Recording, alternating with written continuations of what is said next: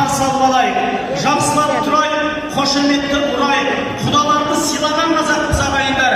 Сондықтан құдаларға құрмет көрсетіп, бүгінгі тойымыздың төріне қарсы алайық.